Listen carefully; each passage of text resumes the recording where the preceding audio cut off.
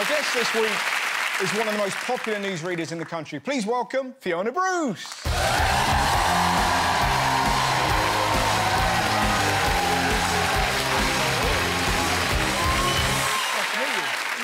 are you? Should we do two? That was awkward. I never know whether it's two or one. How's your day? Good. Just come off from doing the news. You've just done the news? Finished, yeah. What's happened? What's happened? Inflation is at a 5-time high. Do you want me to do it in my newsreader? Well, that's the question I was going to ask. How do you manage to stay like that, so composed? Because I think if that was any of us reading the news, we'd be screaming. Because it always amazes me that you managed to read it a bit like that, where we'd be like, what the fuck? Have you seen it? Inflation's up! Yeah. Well, it helps I've written it, so at least I know what's coming. Right. And then, I guess... I mean, before I start presenting, you know, the 6 or the 10 o'clock news, I'm usually writing right to the last minute and changing things, and then I try to give myself at least 2 or 3 seconds to just...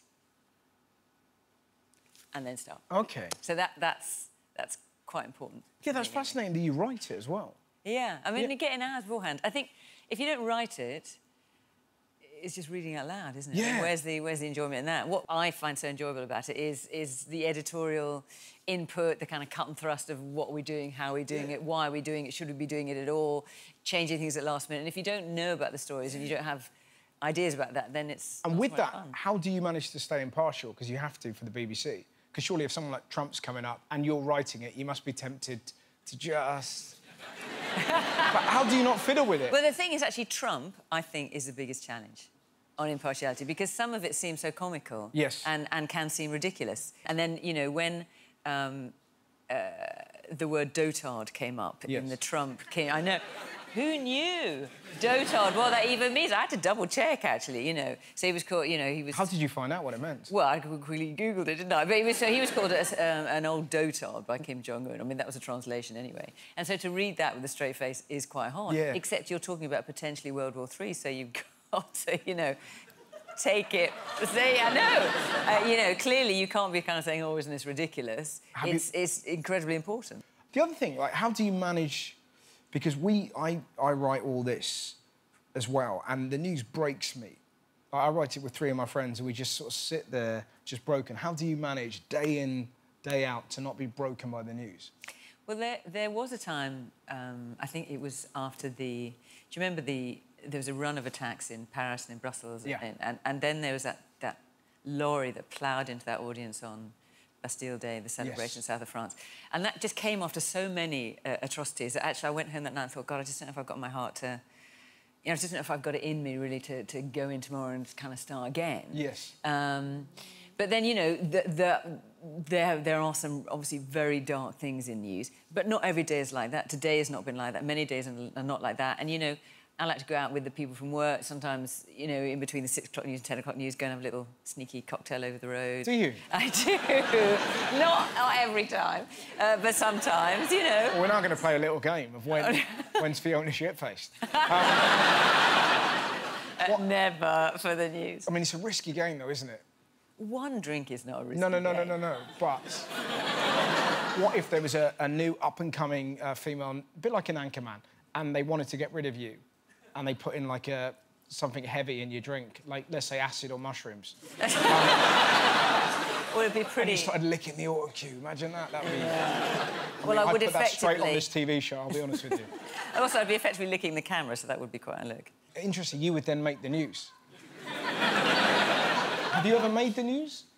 Has there ever been a story where you've had to read about yourself and then had to write about it? Go, that didn't happen. I've not had to read about myself, but I found myself in the papers, you know, reasonably often. I remember once I was coming back, I'd been in Paris for...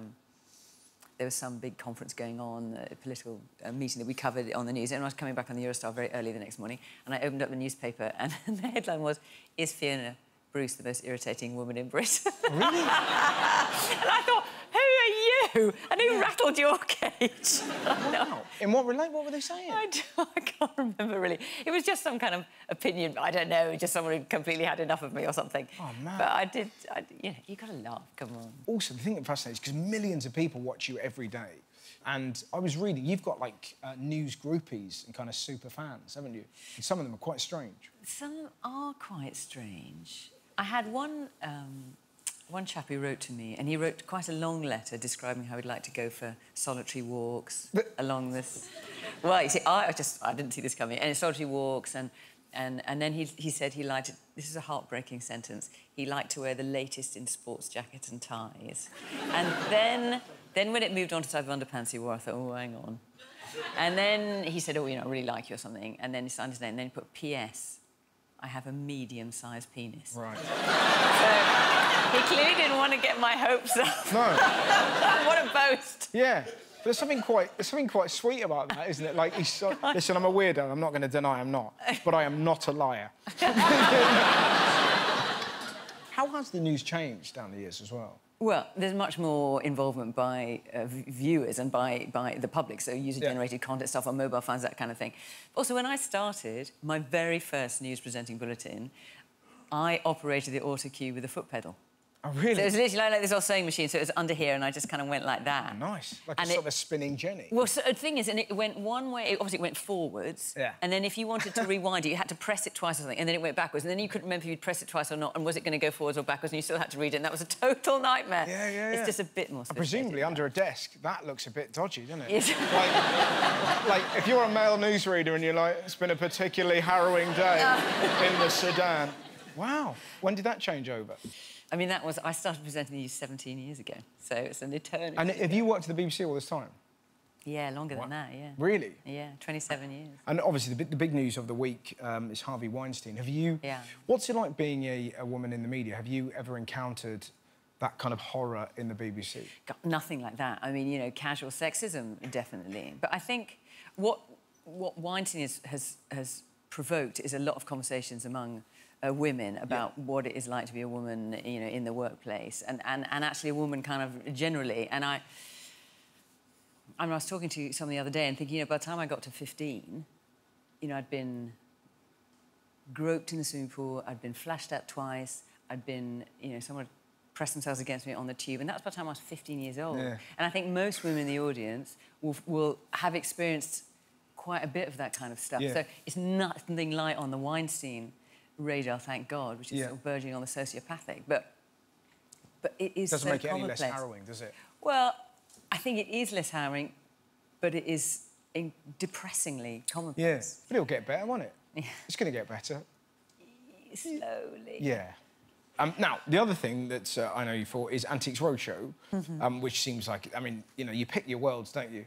So the news and then the antiques, I mean, they're all very odd, aren't they?